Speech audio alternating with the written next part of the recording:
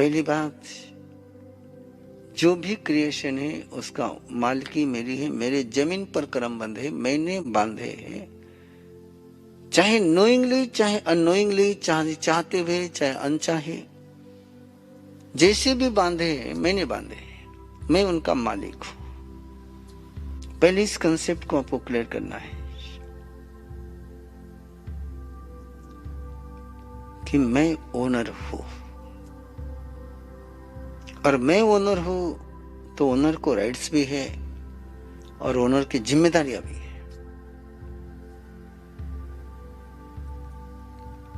अधिकार का उपयोग करने के लिए जिम्मेदारी के साथ ही करना पड़ता है। जिम्मेदारी स्वीकार करना ये परमात्मा के कर्म विज्ञान की सबसे मूलभूत विशेषता है। मेरी फैक्ट्री को मैंने ही ठीक करना है, मेरे घर को मैंने ही ठीक करना है।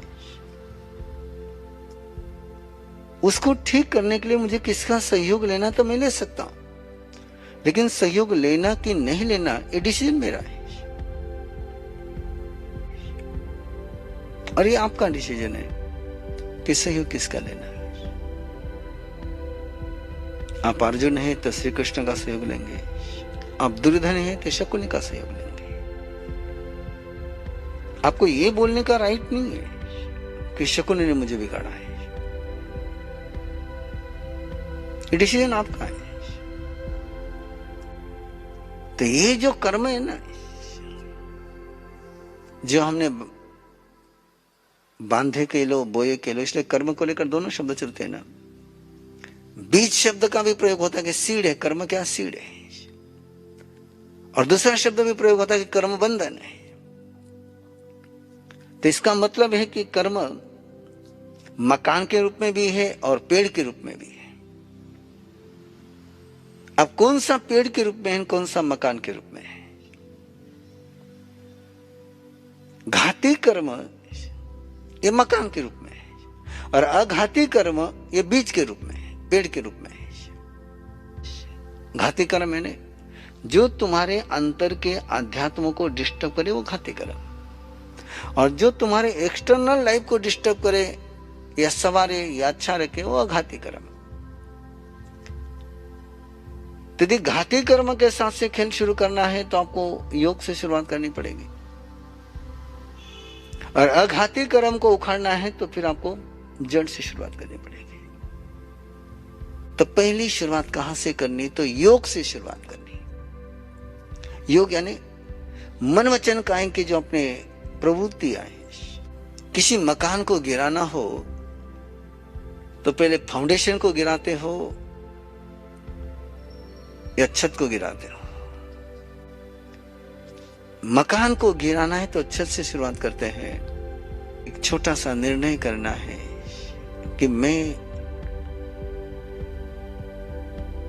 दुखदायी भाषा, दुखदायी एक्शन, दुखदायी सोच नहीं रखूंगा,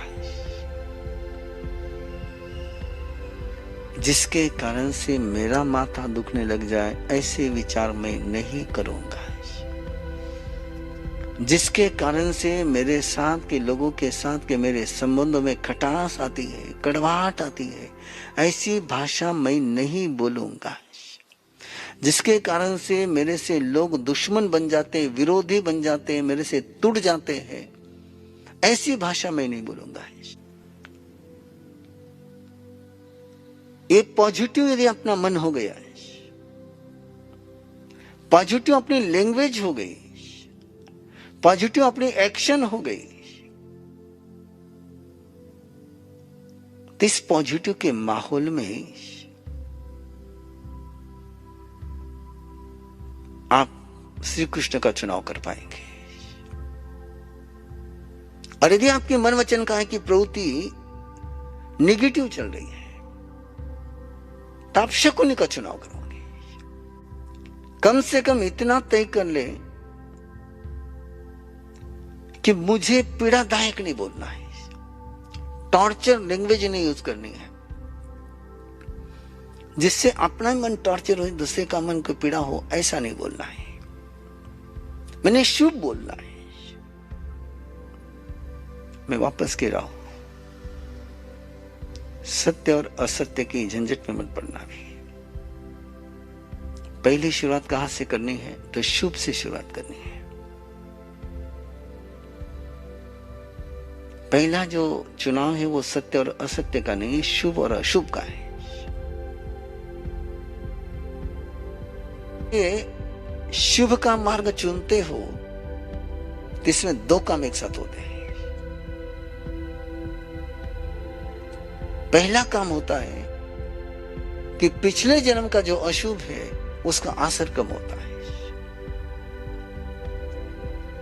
पाप का असर कम हो जाता है, पाप का क्षय होने लग जाता है। और दूसरा उसका बेनिफिट है कि पुण्य का बंध शुरू होता है। जैसे कहीं बदबू हो और वहां पर आप स्प्रे करते हो सेंट का, तो सेंट दो काम एक साथ करता है ना, कि वहां की बदबू को समाप्त करता है और खुशबू को फैलाता है। ऐसे ही इस कर्म के अगले पाप कर्म से बचना हो तो इस पाप की सारी प्रवृत्ति से डिस्टेंस बनाए रखो।